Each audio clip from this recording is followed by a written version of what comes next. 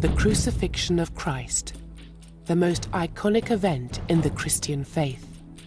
For centuries, people believed that his body was wrapped in a linen cloth, the Shroud of Turin. And imprinted on the fabric was the actual face of Christ. Here's something that proves Jesus walked and talked among us.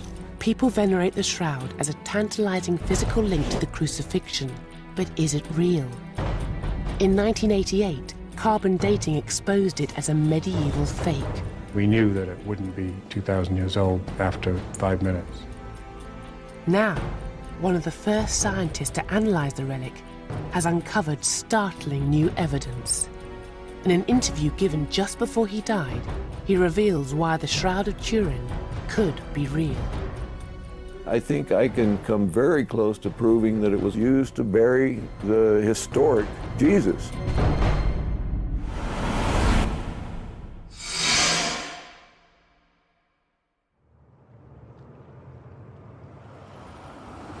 On the 8th of October 1978, in the Italian city of Turin, an unprecedented event took place. For the first time, the church allowed scientists to examine the Shroud of Turin, one of the most mysterious objects in the Western world. For 120 hours, the Shroud of Turin research project ran thousands of tests on this 14-foot piece of linen, believed by many to be the sacred burial shroud of Jesus Christ.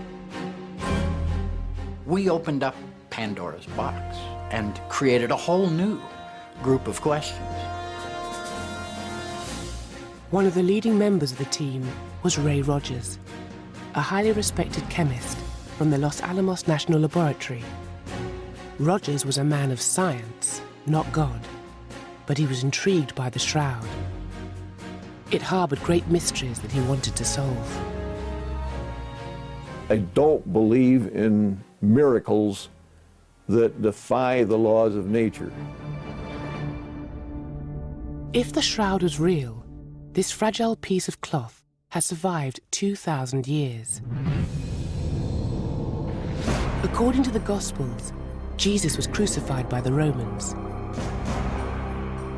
His body was taken down from the cross and wrapped in a shroud. Many believe that after Christ's resurrection, the Shroud was saved. But the story of this cloth is as mysterious as the life of the person it portrays. For centuries, the Shroud vanished.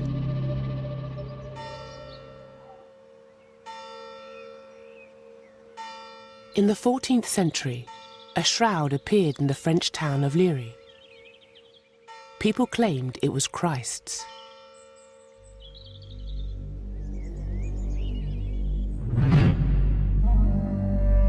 It was a time of famine and plague in Europe. Fear and superstition gave rise to a huge market in religious relics, many of them forgeries. Fragments of Christ's crown of thorns and slivers of wood from his cross were a focus for hopes and prayers. This is a time when people couldn't look to the government, they couldn't look to a vaccine, they couldn't look to the army, they couldn't look to anything to protect them except Jesus, except the saints, except these relics, bits of the true cross that, if you put them together, would probably make a redwood tree. There were many different shrouds, all claimed to be Christ's. But the most seductive was the shroud at Liry. It was amazingly detailed, with a faint image of a man, and it captured the imagination of all who saw it. There's an emotional attachment to the Shroud of Turin that very few other objects have, but the shroud is so powerful in the image that it bears and the significance of that image to so many people. But the shroud had its share of misfortune. Fire nearly destroyed it in 1532, and water stained the image. Nuns repaired the shroud and attached a protective backing cloth. In 1578, the shroud moved to its current resting place in northern Italy. For the next 4 centuries, it was kept in Turin and occasionally displayed to the faithful. But few outside Italy knew of the shroud or had seen the faint image of Christ.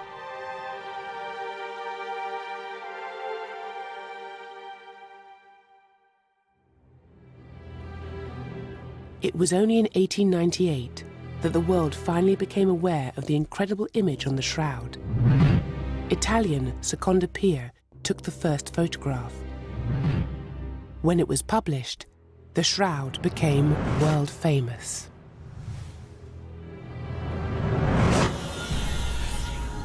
When Secondo Pia makes this photograph, he almost dropped the plate. It scared him because he said, "My God, I was looking into the face of the Lord." That's when he realized that the image on the cloth is a negative. The lights and darks are reversed from what we're used to seeing.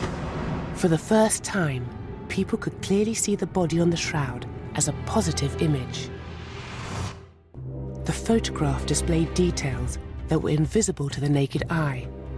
It triggered an uproar. He's immediately accused of fraud, immediately accused of cheating, lying, and manipulating this.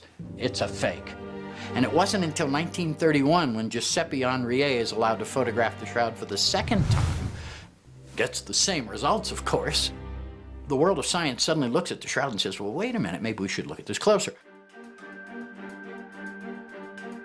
Scientists couldn't get access to the sacred relic, but the photographs were now in the public domain. And as the 20th century progressed, new technology was set to reveal even more detailed images of the face in astonishing 3D.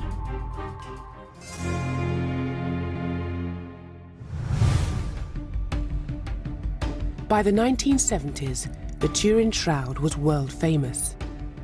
Many believed it was the burial shroud of Jesus, and yet scientists hadn't been able to examine it. But advances in photographic analysis were starting to uncover incredible clues hidden in the image itself.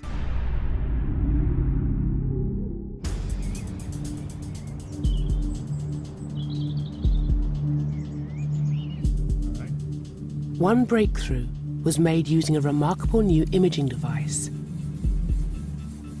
The VP8 was originally designed to analyze aerial photographs. It converts the light and dark on a traditional two-dimensional image to create a brightness map displayed on a 3D grid. Scientists wondered if it could be used to shed new light on the shroud. Engineer Peter Schumacher helped develop the VP8. Nobody in our company had ever even heard of the Shroud of Turin, let alone seen pictures or wanted to look at image analysis of the Shroud of Turin. When Schumacher placed an ordinary photograph under the machine, it displayed levels of brightness, but revealed no 3D data. If we look, cheeks really aren't that flat. His eyebrows are not really grooved into his forehead. His nose really doesn't smear all over his face. This is how every photo appeared. The machine couldn't decipher real height and depth to display a true 3D image. But when an image of the shroud was placed under the device, something remarkable happened. All of a sudden, we're seeing contrast that has something to do with height and depth, real distance. The nose has a prominence, the cheeks roll off, the hair has a shape to it and is rounded. The whole image has dimension to it.